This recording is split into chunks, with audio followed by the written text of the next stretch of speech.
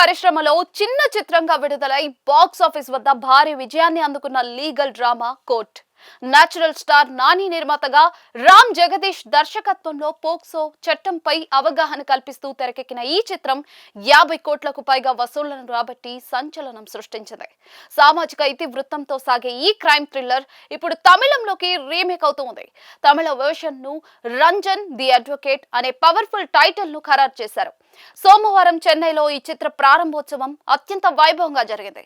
ఈ వేడుకకు Kollywood star hero Vishal, విలక్షణ దర్శకుడు వెట్రిమారన్ ముఖ్య అతిథులుగా హాజరై చిత్ర బృందానికి శుభాకాంక్షలు తెలిపారు.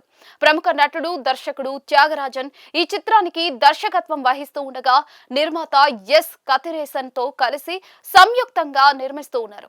తెలుగులో నటుడు ప్రియదర్శి పోషించిన కీలకమైన లాయర్ పాత్రను తమిళంలో స్టార్ హీరో ప్రశాంత్ పోషిస్తూ ఉన్నారు. ఇక ఈ సినిమా ద్వారా ఇద్దరు వారసులు చిత్ర పరిశ్రమకు పరిచయం అవుతూ ఉన్నారు. సీనియర్ నటి దేవయాని కుమార్తె ప్రియాంక రాజకుమారన్ ఈ చిత్రంతో హీరోయిన్ గా కోలీవుడ్ లోకి అడుగు పెడుతూ ఉన్నారు. తెలుగులో శ్రీదేవి పోషించిన పాత్రలో ప్రియాంక మెరవనుంది.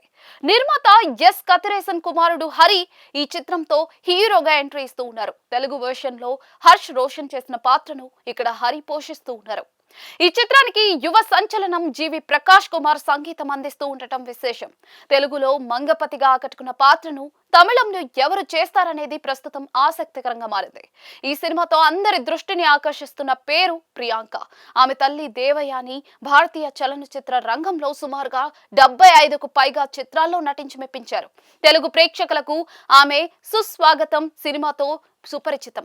పవన్ కళ్యాణ్ సరసన ఆమె పోషించిన పాత్ర ఇప్పటికి కూడా గుర్తుండిపోతుంది. ఆ తర్వాత చెన్నకేశవరెడ్డి, నాని, అరవింద సమేత జనతా గ్యారేజ్ వంటి చిత్రాల్లో కీలక పాత్రల్లో నటించి తనకంటూ ఒక ప్రత్యేక గుర్తింపు తెచ్చుకున్నారు. ఇప్పుడు ఆమె కుమార్తె ప్రియాంక ఒక సందేశాత్మక చిత్రంతో వెండి తెరకు పరిచయం కావడం విశేషం. సామాజిక బాధ్యతతో కూడిన కథాంశం కావడంతో తెలుగులో లాగే తమిళంలో కూడా ఈ కోర్ట్ రీమేక్ పెద్ద విజయం సాధిస్తుందని సినీ విశ్లేషకులు భావిస్తూ ఉన్నారు.